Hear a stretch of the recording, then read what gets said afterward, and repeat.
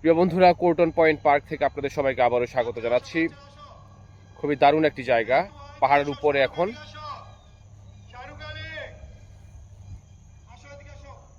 দুর্দান্ত জায়গা। আমরা একটু উপরে যাব, আপনাদেরকে একটু ঘুরে দেখাবো ওদিকে।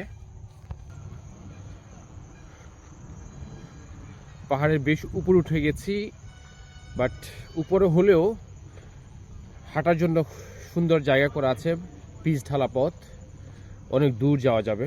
দেখি কতটুকু যাওয়া যায়। ও প্রান্তে লেক আছে, এত অনেক দূর।